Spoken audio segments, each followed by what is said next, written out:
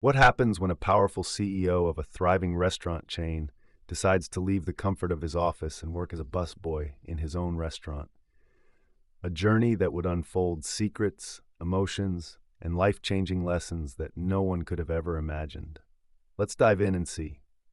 It was a bright Tuesday morning when Nathaniel Brooks, the CEO of Brooks Bistro, walked into his office as usual.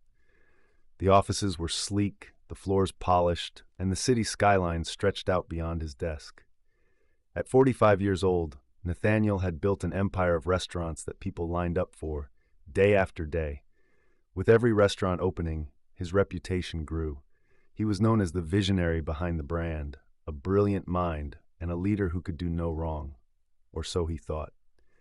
Nathaniel had everything: money, power, respect, but there was always a gnawing emptiness deep within him. It wasn't until that morning, as he sat in his high-backed chair, staring at the endless reports, that he felt it. It had been growing for months, maybe even years. The disconnect. He hadn't been to any of his restaurants in a while, not in the way he used to. The thought of entering the bustling environment of his restaurant, walking past the kitchen where the heat of the stoves mixed with the hum of orders, and hearing the laughter of employees, something about it felt distant. That feeling of separation was now more obvious than ever. Nathaniel had been running his empire from behind a desk, making decisions that impacted so many lives, but never really understanding the lives of those who worked for him. The cooks, the dishwashers, the waitstaff, all those people who helped make his dreams come true, yet he never knew what their lives were really like. He was missing the human touch, the heart of what made Brooks Bistro what it was. So, that morning, Nathaniel made a decision that would change everything. He decided to go undercover. He would spend a day as a busboy in one of his restaurants. No one would recognize him. No one would know his identity. He would be just another part of the team, serving tables, clearing plates, and getting his hands dirty. Nathaniel thought it would be a quick experiment, just a chance to gain some insights into his employees' lives. But what he didn't know was that this decision would open a floodgate of emotions, revelations, and life lessons that he wasn't prepared for. The next day, Nathaniel showed up at Brooks Bistro on the edge of town. He dressed in a plain black shirt, slacks, and sneakers, unremarkable, easy to blend in. His heart pounded in his chest as he walked through the restaurant's back door. The kitchen was alive with the clatter of pots and pans, the sizzle of meat on the grill. The smell of freshly baked bread and roasted vegetables filled the air. Everything seemed so familiar yet so foreign now. He wasn't the CEO today. He was just Nathan. A young man named Ben, the head busboy, showed him the ropes. Ben was about 23, with a laid-back attitude and a quick smile. He didn't ask questions as he handed Nathaniel a dirty apron. "You'll be fine," he said. "Just pick up the plates, clear the tables, and don't mess up the orders.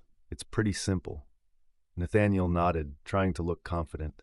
It wasn't difficult, he thought. How hard could it be to pick up dirty dishes and clear a table? But as the hours passed, Nathaniel quickly realized how wrong he was. The restaurant was a well-oiled machine, with each person playing a crucial role. The waitstaff, the kitchen crew, even the dishwashers, all of them worked in perfect synchronization.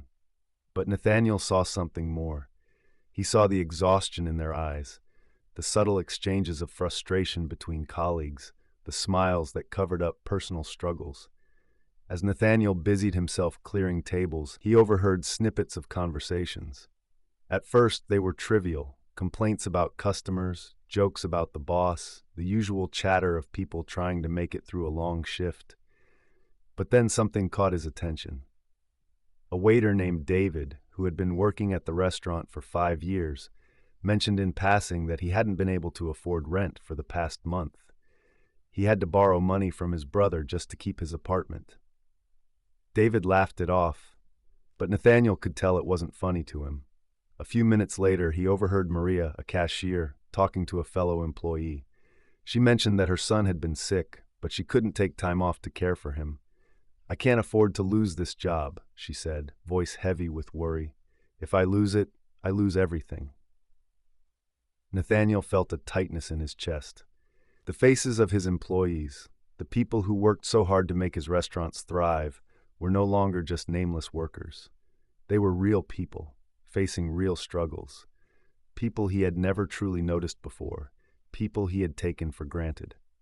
As the day wore on, Nathaniel's back started to ache from carrying plates, his hands were sore from wiping down tables, and his mind was overwhelmed with everything he had heard. He couldn't believe the weight that so many of his employees carried, just to keep the restaurant running smoothly. He had known that being a restaurant worker wasn't easy, but he had never understood how hard it was. At the end of his shift, Nathaniel sat in the back room, exhausted and lost in thought. The door opened, and Ben walked in with a towel slung over his shoulder. "You did good today," he said, smiling. "Not bad for your first day. You looked like you knew what you were doing out there." Nathaniel forced a smile. "Thanks, Ben," he said, but his mind was far away. He couldn't shake the conversations he had overheard. He couldn't ignore the truth that had been revealed to him. "Ben," Nathaniel said, his voice serious, "tell me something. What's it really like working here? You've been doing this for a while. How do you feel about the job?" Ben leaned against the counter, looking thoughtful. "It's tough, man. The tips aren't great, the hours are long, and we're always expected to give 100% even when we're burned out. But it's a job, and we get by. A lot of us have families or things we're dealing with outside of work, but we do our best. We just keep moving forward because that's all we can do." Nathaniel sat there, processing everything. He thought about the many restaurants he had opened, the millions of dollars he had made, the accolades he had received. But now it all felt empty. His success had come at the expense of so many hardworking people, people who were struggling to make ends meet, people who were barely surviving. He had been blind to it all. Before he left that night, Nathaniel went to the kitchen and found his head chef, Tony. Tony had been with him since the very beginning, and Nathaniel respected him deeply. "Tony," he said quietly, "I need to ask you something." Tony looked up from his station, his face lined with years of hard work. "What's on your mind, boss?" Nathaniel hesitated. "What do you think of the way I've been running things? Am I doing right by the people who work here?" Tony gave him a hard look.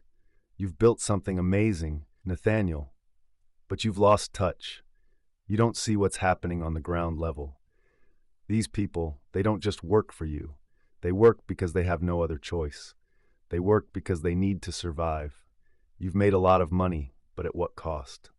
Nathaniel felt the weight of Tony's words sink in. It was a harsh truth, one he wasn't ready to hear, but one he knew he needed to face. The next day, Nathaniel returned to his office, but it wasn't the same. His view of the world, of his restaurant empire, had been irrevocably changed. He couldn't just go back to the way things were. His employees, the ones he had taken for granted, were now at the forefront of his mind. Nathaniel Brooks had been living a lie of success without understanding, of wealth without empathy. But now he was determined to change that.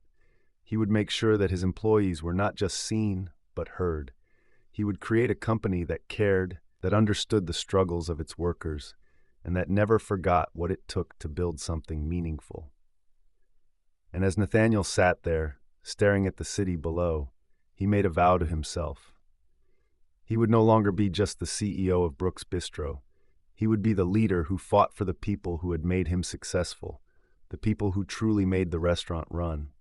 It wasn't too late to change, and it would start today. That's the story, friends. I hope you enjoyed it. It was a pleasure sharing it with you all.